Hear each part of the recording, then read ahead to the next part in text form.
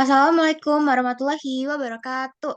Perkenalkan, kami dari kelompok 2 Geologi Dasar kelas B akan mempresentasikan hasil diskusi kami. Sebelumnya perkenalkan, nama saya Fani Amanda. Nama saya Nadia Salma. Nama saya Ceria Dewi Haris. Nama saya Waude Jasmine Siva.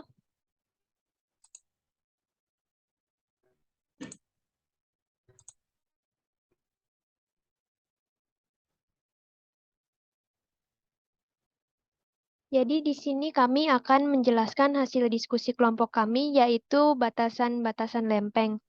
Dimulai dari rekan saya, Fani Amanda akan menjelaskan lempeng vulkanisme. Oke, sebelumnya di sini ada 5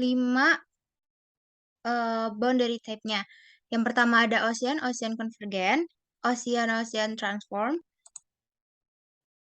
lalu ada ocean divergent, ocean continent convergent, dan ada continent convergent. Saya akan menjelaskan bagian volcanism. Di sini ada boundary type-nya, seperti ini. Ada sampel pertama, sampel kedua, sampel ketiga, keempat, kelima, keenam, dan ketujuh. Baik, langsung saya lanjut.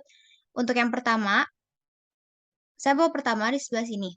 Bisa kita lihat dari gambar, kalau misalnya sampel pertama itu bentuknya linear mengarah ke utara, mendekati 210 derajat. Dari barat, sekitar kurang lebih dari 50 derajat. Lalu untuk sampel kedua, yaitu ada dari barat, 0 sampai min 30 derajat, vulkanismenya berbentuk linear, tetapi bisa kita lihat di sini mengumpul di tengah-tengah seperti cluster. Lalu untuk yang tiga, yaitu di sebelah sini, bisa kita lihat bahwa ini randomly distributed karena dia tidak terlihat adanya linear dan berkumpul seperti cluster.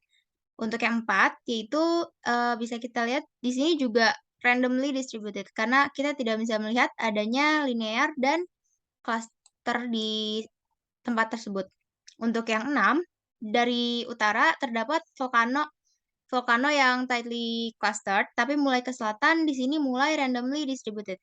Karena bisa kita lihat di sini mereka berkumpul, tapi semakin ke bawah mereka tuh tidak berkumpul, jadi acak. Untuk yang kelima, sampel 5 di sini bisa kita lihat bahwa ini linear, tetapi jaraknya berdekatan, ada ruang kosong di sini pada antara kurang lebih min 5 sampai min 15 derajat dan pada min 30 derajat dari barat. Lalu yang terakhir, untuk yang 7 di sekitar sini, ini adalah randomly distributed. Sekian dari saya, selanjutnya akan dijelaskan oleh rekan saya. Ya, di sini saya akan menjelaskan mengenai earthquake activity atau aktivitas gempa buminya. Yang pertama pada boundary type ocean convergent. Di sampel pertama, pola persebaran gempa buminya itu linear, mengarah ke utara, dan kedalamannya itu semakin dalam. Lalu pada sampel kedua, pola persebarannya itu cluster atau berkerumun. Kedalamannya semakin ke barat itu semakin dalam. Selanjutnya, pada sampel ketiga, ocean transform, lokasi gempanya itu dangkal, di antara 0 hingga 33 km kedalamannya, dan persebarannya juga acak. Lalu, pada sampel keempat dan 6, ocean divergent, pola persebarannya itu juga linear, tetapi kedalamannya itu dangkal, 0 hingga 33 km. Selanjutnya, pada sampel kelima, ocean continent convergent, pola persebarannya linear, mengarah ke selatan, semakin dalam 70 hingga 300 km kedalamannya. Tetapi pada range min 40 derajat hingga min 55 derajat barat, potensi gempa buminya itu lebih kecil. Lalu yang terakhir, pada continent convergent, di sampel ketujuh itu pola persebarannya linear di timur, dengan klaster di barat. Lalu kedalamannya itu juga dangkal.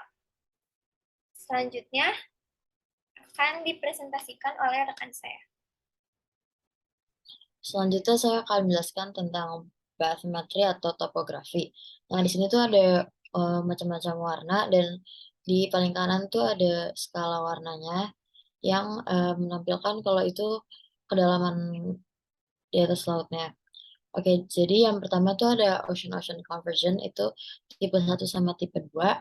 Untuk yang sampel 1, itu dia semakin utara tuh semakin dangkal, karena bisa dilihat karena birunya tuh kayak makin banyak. Terus kalau yang kedua, itu dia kedalamannya kurang lebih di min 7.500. Lalu yang selanjutnya itu ocean-ocean transform, itu pada sampel ketiga, itu dia kedalaman kurang lebih di min 3.000, karena bisa dilihat kalau dia tuh warnanya tuh kayak ungu ungu gitu, tapi masih muda. Terus abis itu selanjutnya ada ocean divergent, itu sampel 4 sama 6. Itu kalau yang 4 itu kedalamannya kurang lebih min 500, karena bisa dilihat kalau misalnya dia itu warnanya tuh kayak warna biru biru terang gitu. Terus selanjutnya yang sampel 6 itu dia semakin utara semakin dangkal, karena dia makin atas warnanya semakin gelap. Lalu selanjutnya ada ocean continent convergence, itu dia yang kelima, itu di timur terdapat daratan yang kedalamannya kurang lebih 4.000, dan terlihat bahwa di baratnya tuh semakin selatan tuh semakin dangkal. Lalu ada continent convergence, itu yang ketujuh, itu dia kira-kira kedalamannya di sekitar 2.000. Selanjutnya akan dilanjutkan dengan rekan saya.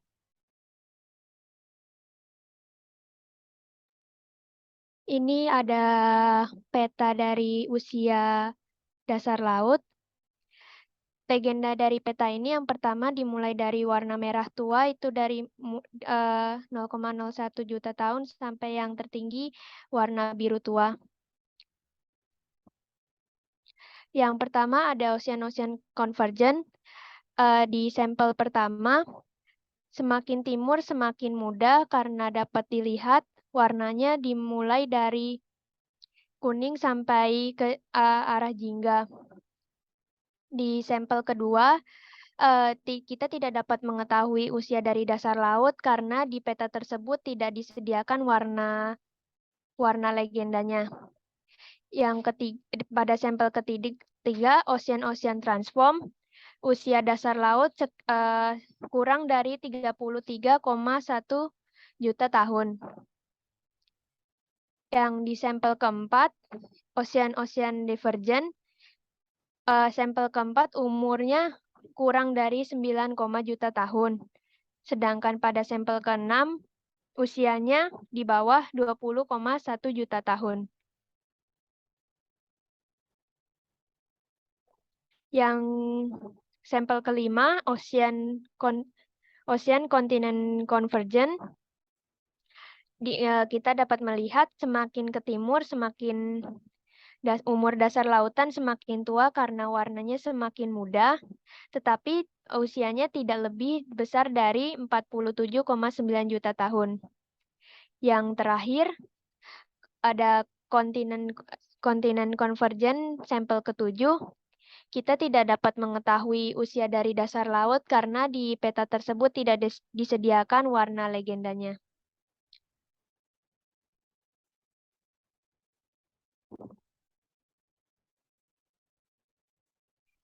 Itu saja, sekian dari kelompok kami. Kurang lebihnya mohon maaf.